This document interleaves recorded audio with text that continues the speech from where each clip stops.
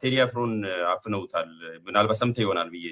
አስባለሁና መግለጫ የሙዚቃ ነው ምንም በኢህአዴግ ዘመንም ታውቃለህ ያወጣ ነበር መግለጫም ያወጣል ሙዚቃም ያወጣ ነበር የዛሬ 8 ዓመት ራሱ አውጥቷል 2017 ያኔ በቀውጢው ጊዜ 2017 ሚያዝያ ላይ ነው ያወጣው ያኔም ኢህአዴግ ነበር መጨረሻ አካባቢ አውጥቷል ያኔም ችግር አልገጠመውና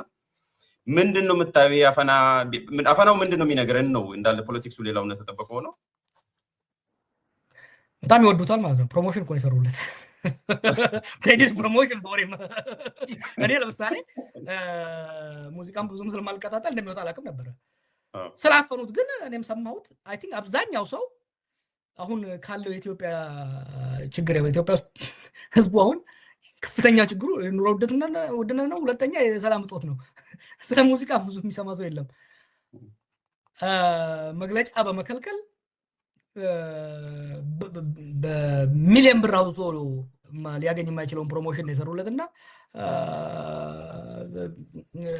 እድለኛ ነው ሊያመሰግናቸው ኮምፕሌን ሊያረግ ሳይሆን ሊያመሰግናቸው ነው የሚገባው የሚያሳይህ ምን ያህል ደም እንደሆኑ ነው የሚያሳይህ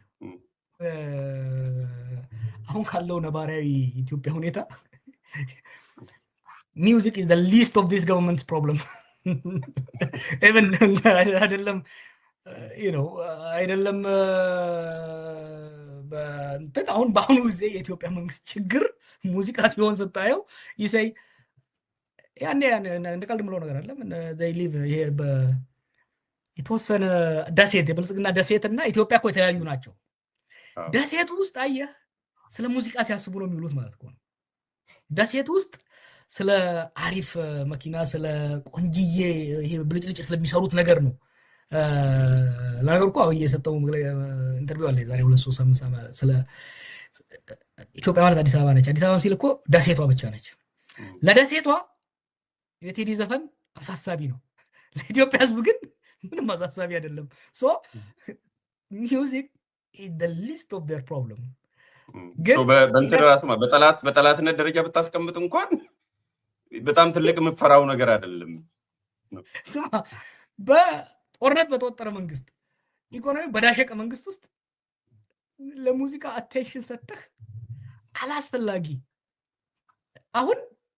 የቴዲን ዘፈን የሚወዱትም የማይወዱትም ያዳምጡታል ይሄን ዘፈን አም ኢገር ቱ ሊስን እኔ ራሱ ምን ብሎ ነው ሊክ አድርጎ ነው ምን ብሎ ነው ምን መልእክት ይዞ መጥቶ ነው እንደዚህ የሚያፍኑት የሚለው ይመጣል መልእክቱ እስቲ መንግስት ይውደም የሚል ራሱ ይሆነ ማት እኮ መንግስት የሚረግም ሙዚቃ ወጥቷል ባለፈው 1-2 አመት ስንቱን ሰምተሃል አንተ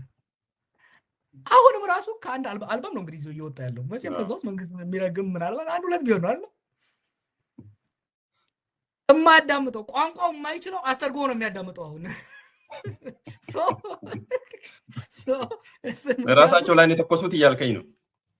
አሁን ዝባ ከአክሱም እስከ ሞያሌ እስከ ደወሌ ምንድነው መንግስት እንዲያስበረገገው የሚለውን it has made it the most awaited album of the year on that note